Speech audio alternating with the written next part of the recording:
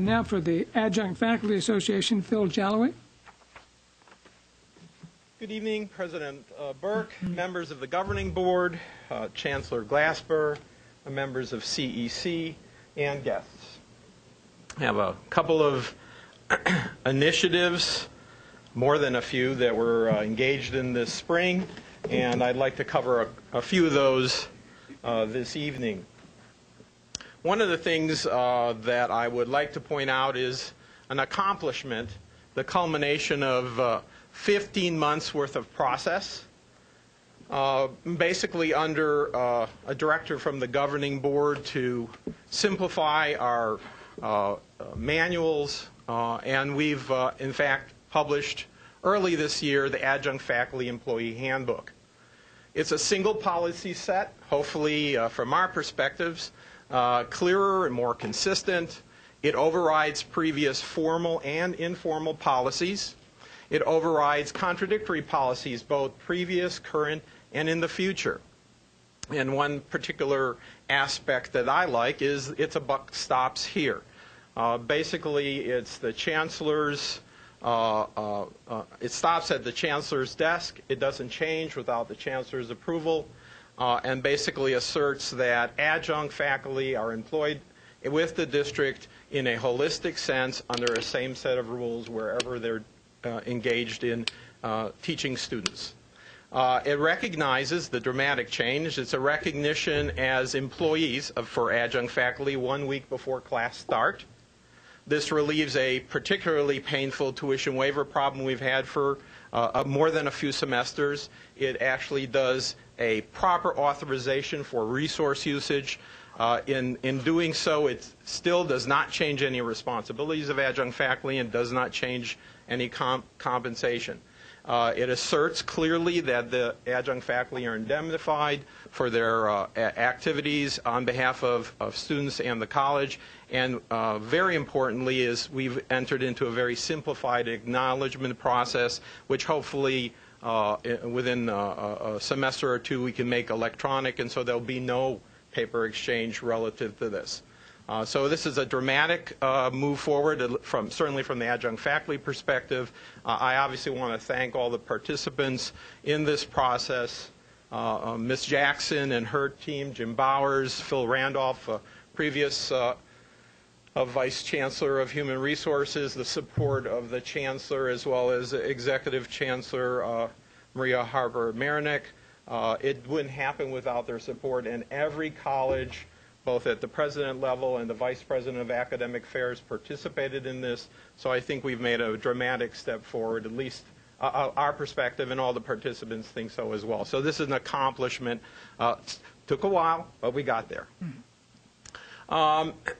More recent activities for adjunct faculty, as we've talked about over the last couple of months, is we're continuing our joint faculty-student success engagement. Working with the Faculty Association, we've identified initial areas being examined and actually acted upon. We have put together a faculty-student survey instrument designed to inform the instructor about the student intent, where they're going, and ultimately give the instructor information. But the amazing thing about asking questions is it raises focus for students from two perspectives. One, that we care as faculty, and secondly, that these issues are things that they have to start thinking about. Or if they haven't thought of them completely, we're here as resources to help facilitate their further progress and direction. And again, as faculty members, we have the opportunity to touch the students so frequently and in a one-to-one level that we think this is a major contribution for going forward. Again, we're doing some experimental testing usage of it. We'll see how that goes forward. We have some pretty good plans with that. We obviously need to do faculty professional development to go along with using these tools, and we've identified some work with there. And then, of course, there's success stories. Each faculty member has had successes at what a student a dialogue will get, etc., and sharing that will stimulate faculty to actually thrive in engaging students and helping them focus on their success. Another initiative for adjunct faculty specifically is over the last 8 years, we've been recognizing at the district level adjunct service for a 15-year mark.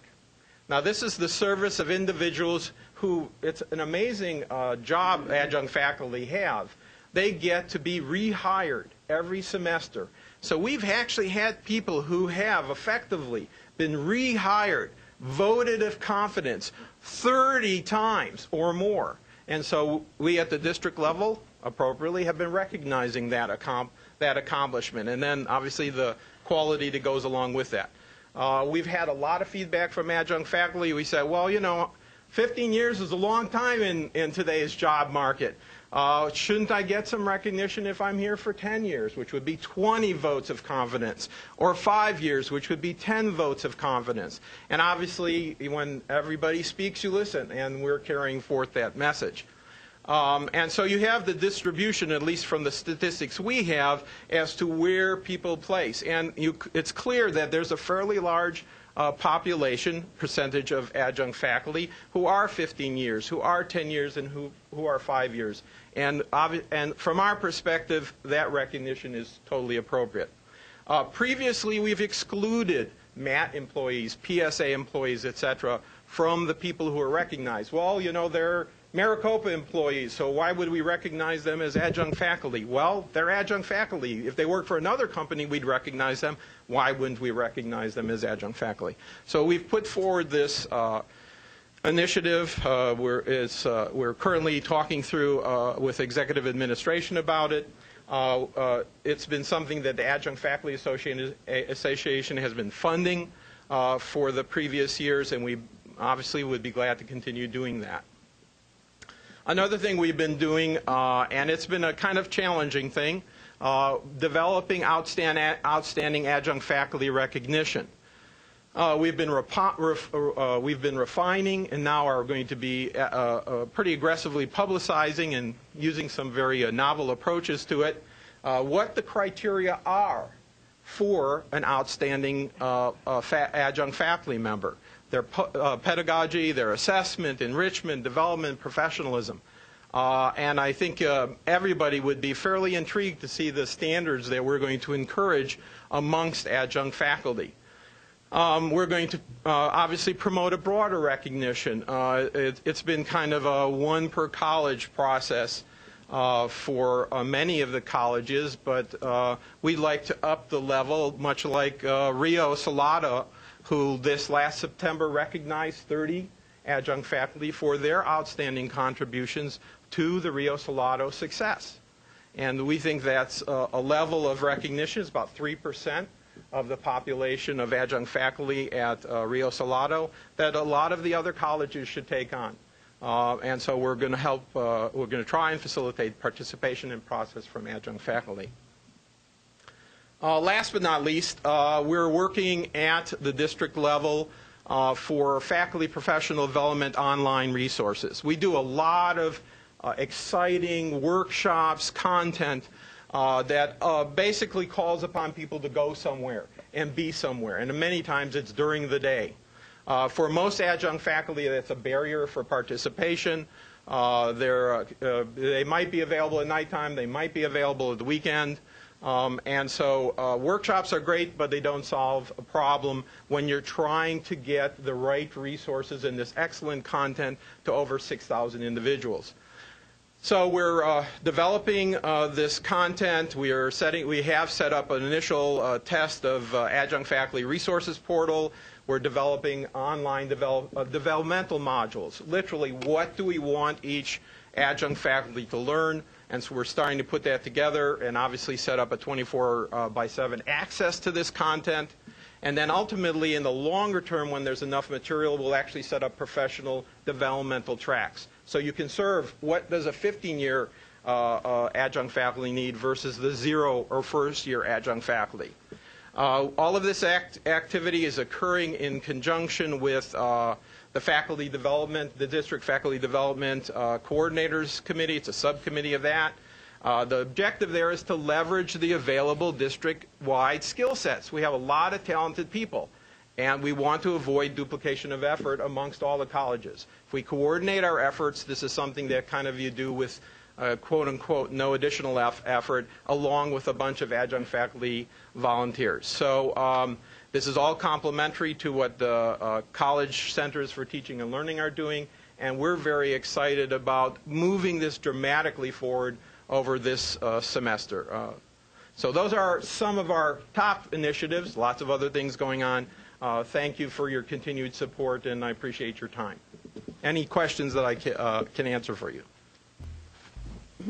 Well, I would like to say this is really good news. I'm glad on your first part of that report you talked about some success and some concerns you had.